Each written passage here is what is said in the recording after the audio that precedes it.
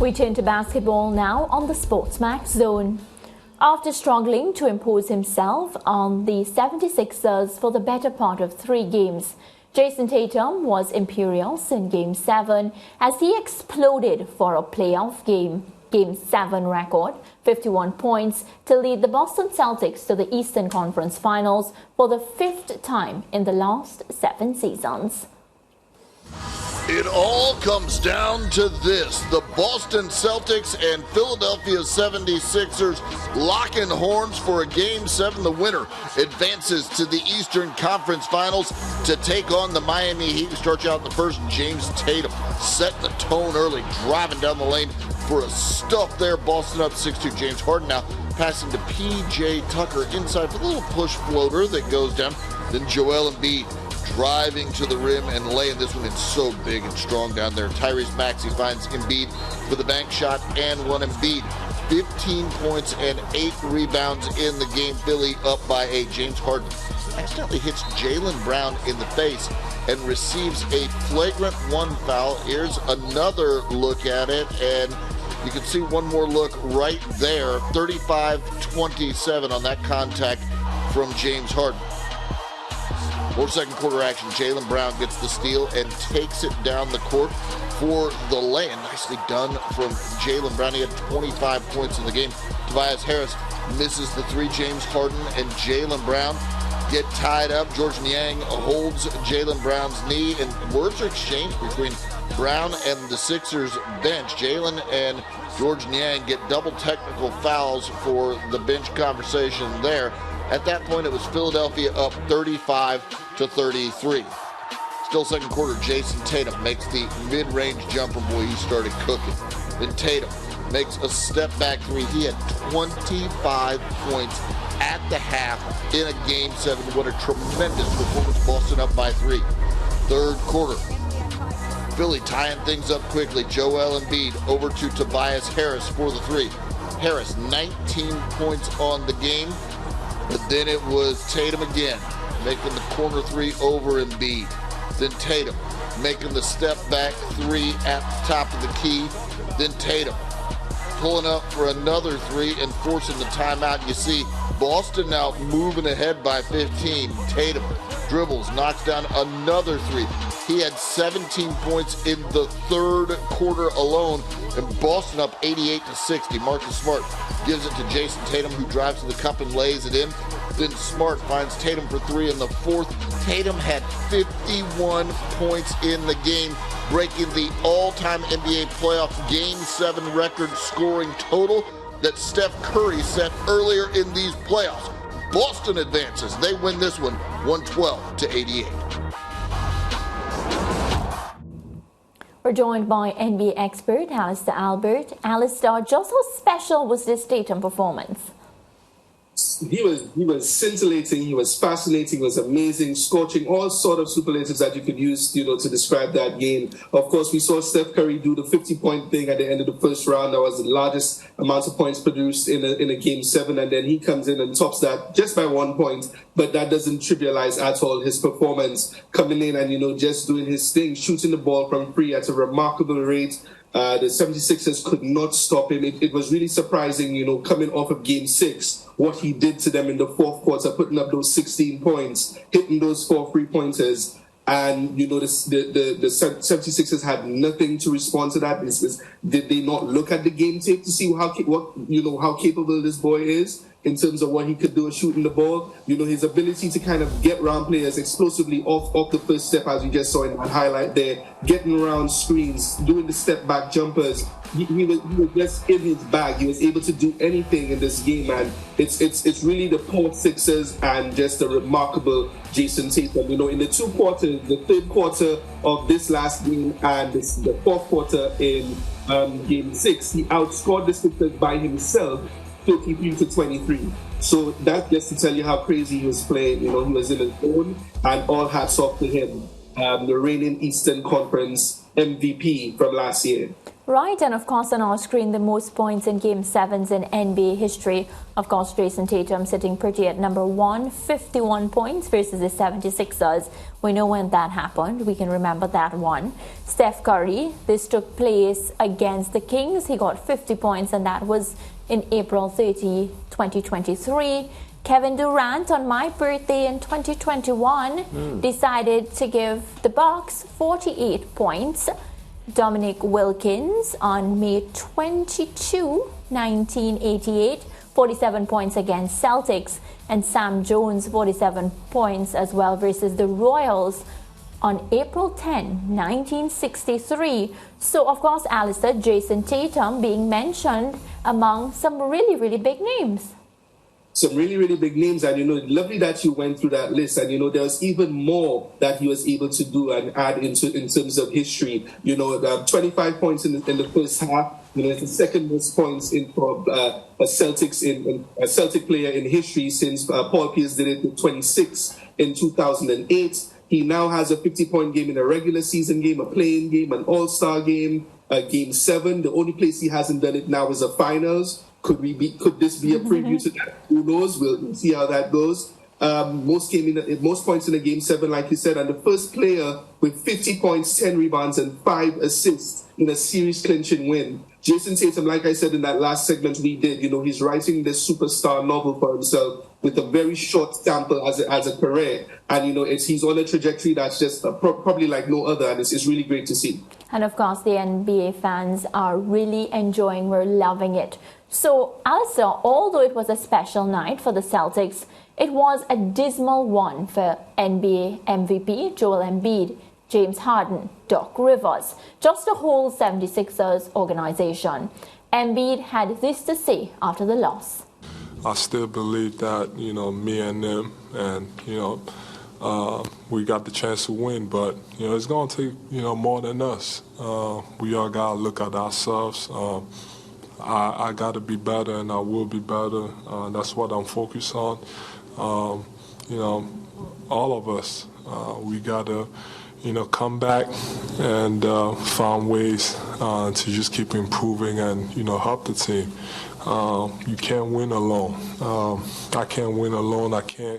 Me and James, we just can't win alone. That's why basketball is played 5-on-5. So, we just need everybody to just, try to keep finding ways to get better, and, we'll be fine. How frustrated Joel Embiid, and what I take away from that interview, if I was doing a headlines, is me and James, we can't win alone. So I'm getting the sense that, he's insinuating not enough help there in the 76ers camp.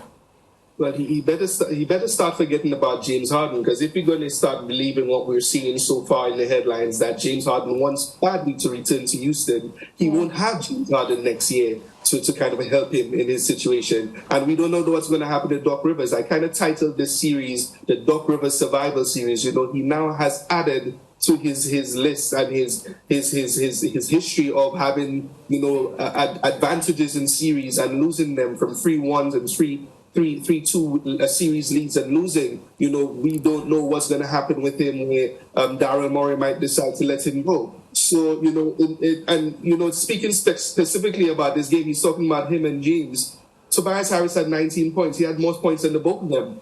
So I'm not really sure what he's talking about there. This game was like, just think about it very simply, like a game of tug of war. In the third quarter, they just let go of the rope. And it was just really horrendous to see. From a 55 all tie at the start of the third quarter, 7 minutes later, you were down by 21. The Celtics went on a 24-3 run.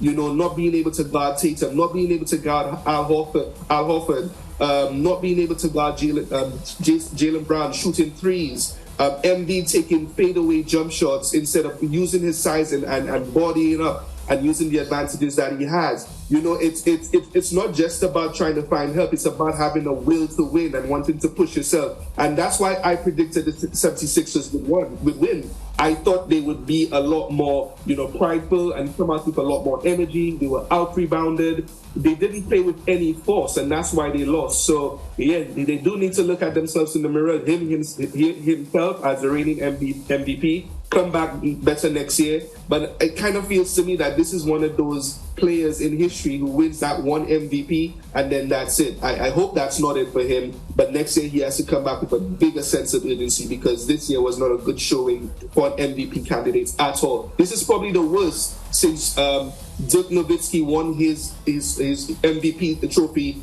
all those years ago and went out in the first round. It's not good. So not sure what's going to happen to him moving forward, but he needs to get stronger. And if you look at the statistics there, you just saw from the last graphic the largest drop-off from the regular season point scoring to the playoffs, 33.1 points per game in the regular season down to 23.7 in the playoffs. You also saw a graphic with Doc Rivers talking about his losing record in Game 7s, and we know the issues that James Harden has had. There he is, 0-1 with the Magic, 4-4 for the Celtics, 2-3 with the Clippers, and 0-2 with the 76ers. So overall, a losing record in Game 7s for the coach. You also spoke about James Harden, and we know the issues he's had in playoffs. And I listened to Joel Embiid, and I thought to myself, is it that Joel Embiid is giving James Harden a pass from being absent in that Game 7, because I can't think of anything else that he would be doing except giving James Harden a pass for being absent in that Game 7 when he needed him most. Exactly. You know, this is a guy like we see here in this graphic, you know, 45 points Game 1, 42 points Game 4, you know, and then, you know, he had these little moments in these games where he was trying to facilitate a lot more assists, etc. And then this Game 7, that was just an absolute debacle. You know, 9, 6, and 7, 1 of 5 from 3-pointers, 3 of 11 from the field. You know, James Harden just disappeared as well. Using that same analogy of tug of war, he just let go of the rope as well. He wasn't trying to be aggressive. It was just step back jumpers. And yeah, it was just, you know, and this is where I kind of blame Doc Rivers and why I called it the Doc Rivers Survivor Series. You need to be a coach who could get in your players' faces and really try to get something out of them. And he wasn't able to do that. Doc Rivers, usually there's always this picture of him on the sidelines looking almost sorry for himself, like a father who tries to talk to his kids and they're just not listening to him. That's what he looks like on the sideline a lot of the time. And, you know, he needs to be able to find some sort of control. And it's weird to say that about a coach who's considered one of the best, of the 15 best in the history of the game. And you know, he's not being able to command that sort of respect or effort from his team. But, yeah, it's a shameful, and I wouldn't be surprised if he doesn't survive. We've seen lots of coaches who won championships who let go recently, and I would not be surprised if he's one who's let go in the next coming days. Yeah, one more quick one on James Harden, right? Because I have to ask you this. Can any coach get James Harden going when it comes to the biggest games in the NBA? And you looked at that graphic just now, and you saw the 42 points in games 1 and 4. But in those two biggest games, games 6 and 7, 13 points, where Jayson Tatum outscored the 76ers in the final quarter, when it seemed as if the 76ers were on course to win. And then just 9 points in Game 7 when you needed him most. Can anyone get him going? And by extension, this 76ers team, Joel Embiid and James Harden, can they win anything together? James Harden is a law unto himself, and he gave the answer to that question at the end of the first game in the press conference, where he said Doc Rivers just allowed him to do what he wanted, and he was able to get those 45 points. So he just needs carte blanche and the free reign to do what he wants. And when he has, you know, the responsibilities of playing with another superstar and doing, you know, the facilitator thing as a point guard, he then kind of shrinks because now he has some other person probably to pass the blame on. Now, I'm not saying that he's going to be the one who wants to pass blame on to Joel, but it seems like if he's not the man, you know, it's not going to work. And, you know, this is a guy who's getting older. He's not as explosive as he used to be. He's shown that he's still capable, but he's not the guy that we expect him to be, like we saw in Houston. And even in Houston, he wasn't able to get over the hump. So that's a no. James Harden and Joel Embiid will not win anything together. They will not win anything together. And James Harden is already saying he wants to leave. So, allegedly. So we'll see what happens there. But I don't think they're going to win together unless they get a coach who could really push it out of them. All right, well, we'll wait and see. But the Celtics, they'll go on to face the Miami Heat in the Eastern Conference for the third time in the last 4 seasons. Miami won the series 4-2 in 2020, while Boston won in 7 games last season. Alister, which team is going to break the tie and return to the NBA Finals? Yeah, this is going to be a really tough one, and for both of these conference finals series, I think I will reserve the right to change my predictions. No, you don't, Alister. Listen, you've been watching the NBA all season. What do you mean by you reserve the right to change? I reserve the right. This is going to be a flexibly dependent on data series. What I'm going to do, I'm going to give you what I think really right now. I think it's going to be the Celtics in 7. I think so. And then on the Denver side, the Lakers actually have Denver in 6. But because of how these teams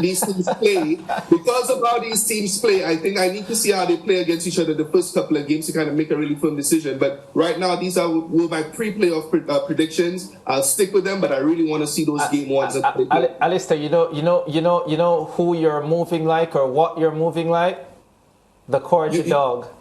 You're just not liking that I didn't see it.